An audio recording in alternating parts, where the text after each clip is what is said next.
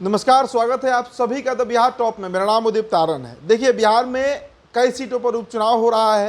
राज्यसभा की वैसी सीटें जो खाली पड़ी हैं, रिक्त हो गई हैं, विवेक ठाकुर हो या फिर मीसा भारती, दोनों राज्यसभा के सदस्य थे और दोनों के अब लोकसभा सदस्य बनने के बाद ये सीटें भी खाली हैं।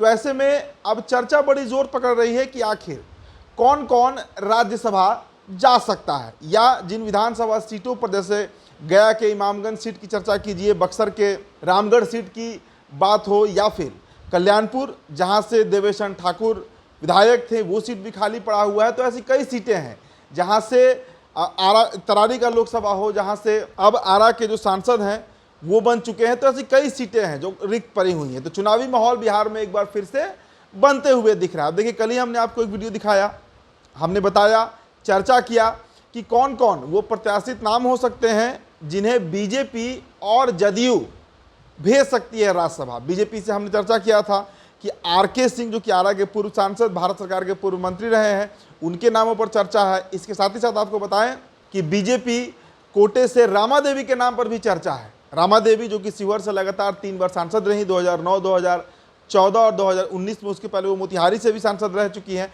तो ऐसे स्थिति में बीजेपी से तो 2 नाम लगभग फाइनल है और इन्हीं 2 नामों में से तय होना है। लेकिन मसला जो है वो जनता दल यूनाइटेड को लेकर। देखिए, उपेंद्र कुशवाहा को लेकर हमने एक खबर दिखाया था कि संभावित है कि उपेंद्र कुशवाहा जो है वो राज्यसभा के सदस्य बन सकते हैं। लेकिन इस बीच आज जो हमारे इनपुट हैं, जो हमारे सूत्र हैं, उनके मार्फत एक बड़ी खबर निकल कर सामने आई है। देखिए, सीमांचल का जो इलाका है, चाहे पूर्णिया कहिए, किशनगंज कहिए, कटिहार कहिए, तीनों सीटों पर जदयू के प्रत्याशी लड़कर हार चुके हैं।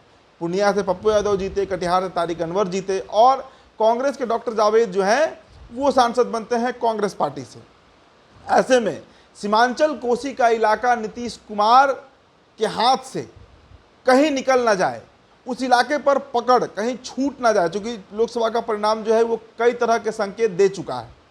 ऐसे में उस इलाके को पकड़ने के लिए जिस नाम पर अब जनता दल यूनाइटेड में चर्चा सर्वाधिक चल रही है वो नाम अशफाक करीम का है। जी हाँ, कटिहार का अल करीम विश्वविद्यालय, अल करीम यूनिवर्सिटी, बिहार का सबसे नामी गिरामी विश्वविद्यालय, मेडिकल कॉलेज भी है। इसके अलावा आपको बताएं कि बड़े धानबल वाले नेता माने जाते हैं अशफाक करीम।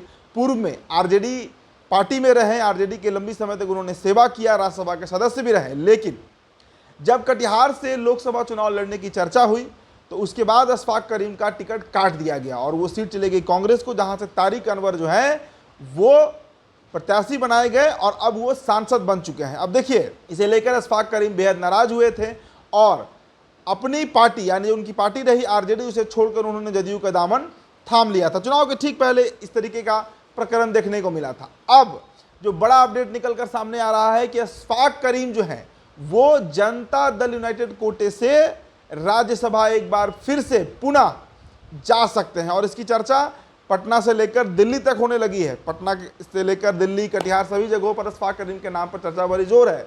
अब देखिए, अब इसे लेकर सवाल उठता है कि क्या उपेंद्र कुशवाहा को जदयू भी नकार देगी? बिल्कुल, जिस तरीके का समीकरण और जितनी बार पार्टी का विलय उपेंद्र कुशवाहा ने अपना जदयू में करवाया है, चाहे रालोसपा हो या उसके पूर्व में भी, ऐसे में नीतीश कुमार उपेंद्र कुशवाहा का चरित्र बखूबी समझते हैं। हालांकि इस बात का हम दावा नहीं कर रहे हैं कि उपेंद्र कुशवाहा राज्यसभा नहीं जाएंगे, लेकिन जो परिस्थितियां बन रही हैं, एक और खबर इस बीच आ आई है कि उपेंद्र कुशवाहा जो है उनका संपर्क जो है वो राष्ट्रीय जनता दल से होते हुए भी दिख रहा है। मतलब बातचीत तेजस्वी यादव से उपेंद्र कुशवाहा की शुरू हो चुकी है। उपेंद्र कुशवाहा ने तो खुलकर कह भी दिया कि काराकाट उन्हें हराया गया या हरवाया गया, ये अब देश के सामने आ चुका है। मतलब सीधा आरोप जो है वो उनका जदयू और बीजेपी दोनों पार्टियों के ऊपर है। ऐसे में उपेंद्र कुशवाहा कितने दिनों तक एनडीए में रहते हैं ये भी देखने की बात होगी। लेकिन इन सब के बीच जो बड़ी खबर निकल के आ रही है कि अशफाक करीम जो है उनके नाम पर चर्चा बड़ी तेज हो गई है। नीतीश कुमार भी इस पर विचार विमर्श कर रहे हैं, मंथन चल रहा है जदयू में कि एक मुसलमान का चेहरा, और वो ऐसा मुसलमान जो कोसी सीमांचल के इलाके से आता हो, वो अगर राज्यसभा जाएगा तो कहीं ना कहीं जो एक पकड़ कमजोर होते हुए दिख रही है, चाहे पूर्णिया, किशनगंज हो, भागलपुर, कटिहार का इलाका हो, इन सभी जगहों पर जदयू फिर से अपने पकड़ को मजबूत कर पाएगी। हालांकि देखिए अभी इसमें कुछ समय तो जरूर बचा हुआ है, लेकिन अशफाक करीम के नाम पर चर्चा जरूर हो रही है और जनता दल यूनाइटेड की तरफ से ये चर्चा है, इस नाम पर अशफाक करीम पर एक ही नाम है। हालांकि इसके अलावा किंग महेंद्र के भी परिवार की चर्चा होते रहती है दबी जुबान में, लेकिन वो बहुत उस खबर का कोई प्रभाव नहीं दिखता है कि आखिर किंग महेंद्र जब खुद नहीं है तो उनके परिवार से नीतीश कुमार क्यों किसी को राज्यसभा भेजेंगे। तो बीजेपी से आर.के. सिंह या रामा देवी होंगी और जनता दल यूनाइटेड से अशफाक करीम जो हैं वो राज्यसभा के सदस्य बन सकते हैं। तो ये 2 सीटों का एक मोटा मोटी टटोला हुआ विश्लेषण है कि कौन कौन राज्यसभा बिहार से इस बार जा सकता है। फिलहाल इस खबर में इतना ही। बहुत बहुत शुक्रिया।